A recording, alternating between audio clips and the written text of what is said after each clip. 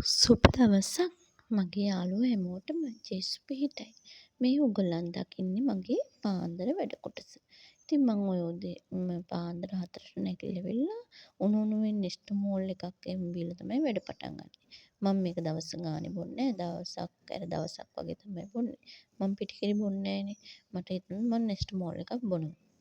ඉතින් ඔය විදිහට තේ එකක් බීලා ඔන්න සුපුරුදු පරිදි මගේ පාන්දර වැඩ කොටස මම ආරම්භ කරා. අද මම හදන්න තියෙන්නේ කරේ මාළු බෙදලා ඉවරලා මගේ බටාණා ගෙඩියක් තිබ්බා. ඒ බටාණා ගෙඩිය කිරට හදලා ඉවරලා ඊට පස්සේ කිරි අඟුරු කොළ වැල තියෙනවනේ. මම ඉතින් ඒ වලින් කොළ ටිකක් අරගෙන ඉවරලා සලාදයක් හැදුවා. ඉතින් බලන්නකෝ මං කෑම ටික හදාගන්න විදිය. ඉතින් ওই විදියට රතුපත් එක මහත්තයා රතුපත්නේ කන්නේ. රතුපත් එක හදලා අයින් කරලා ඉවරලා ඊට පස්සේ මම කරේ බටාණා ගෙඩිය කපාගෙන හොඳට මිටි කිරි ටික දාලා ඉවරලා හින්දගත් එක. ඉතින් මම හැම මාළුවකටම සුදු ලුණු ගෙඩියක් එකතු කරනවානේ. ඉතින් මේගොල්ලන් දකිනවා ඇති සුදු ලුණු ගෙඩියක්ම මම එකතු කරලා දෙනවා කෑම එකට. ඒක මොකද දන්නවද? ඒ සුදු ලුණු බික සම්පූර්ණ අපිට කැවෙනවනේ. ඒකෙන්ද තමයි මං ගෙඩියක්ම කෑම එකට හැමදාම ව්‍යංජන වෙනකොට හැමදාම මම සුදු ලුණු ගෙඩියක් අනිවාර්යෙන් එකතු කරනවා.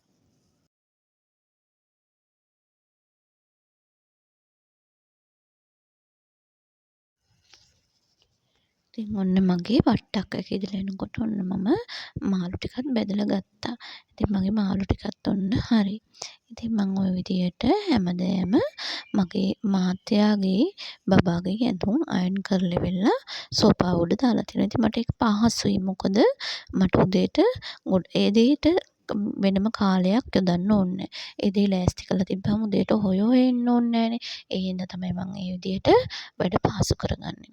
ඉතින් ওই විදියට හැමදාම මම පාන්දර 4ට බුද්ධ පූජාව අයින් කරනවා. මහත්තයා බුද්ධ පූජාව තියලා තමයි මම යාව එළියට දාන්නේ. මම ක්‍රිස්තියානි මහත්තයා බෞද්ධ. ඉතින් මම ওই විදියට බුද්ධ පූජාව බෙදලා අයින් කරලා මම මහත්තයාගෙන ඉන්න කෑම එක ඒ කල්ලි වෙලා එයා කාලේ යන කෑම එක බුද්ධ පූජාව ඒ හැමදේම ගන්න අරන් යන කෑම බොක්ස් එක දාගෙන යන බෑග් එක සර්වියට් එක ඒ හැමදේම මම පිළිවෙලට ලෑස්ති කළ උදේට එයාට තියෙනවා. එයාට නැගිටලා වෙලා ලෑස්ති වෙලා තමයි යන්න විතරයි තියෙන්නේ. ඉතින් ওই විදිහට මම හැමදේම පිළිවෙලට ලෑස්ති කරලා තියෙනවා. ඒ කිරි අඟුරු වෙලා තියෙනවනේ මම ඉතින් ඒකෙන් කොළ ටිකකුත් සලාද හදා ගන්නවා.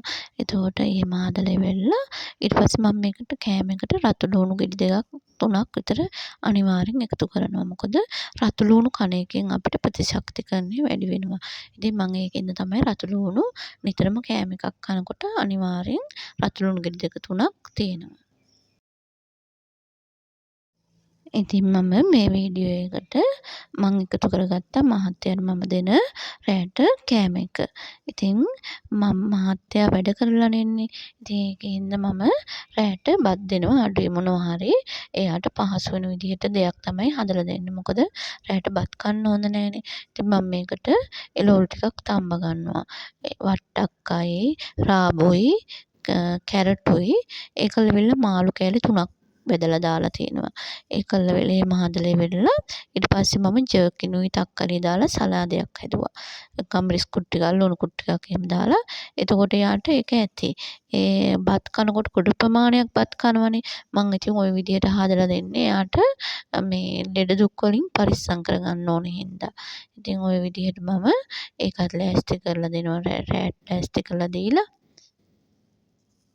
එකම විදිහට මම මහත්තයාට කෑම දෙන්නේ මාරු කර කර තමයි දෙන්නේ. ඉදියාප්ප, පිට්ටු, රොටි ඒ වගේත් දෙනවා. එතකොට ඒවා පහසුවෙන් නූඩ්ල්ස් එහෙම. එතකොට පොඩි ප්‍රමාණයක් තමයි මම දෙන්නේ. මම රෑට ওই විදිහට තමයි දෙන්නේ. අපේ ගෙදර බල්ලකුයි පූසෙකුයි ඉන්නවනේ.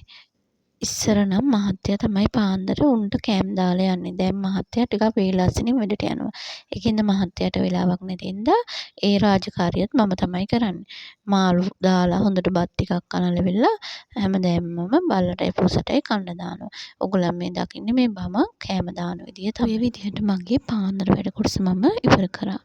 මේ වීඩියෝ එක ලස්සන නැති කියලා මම හිතනවා. තවත් ලස්සන වීඩියෝ එකකින් හමු වෙන්න. ගිහින් එන්නම් ජේසු පිටයි.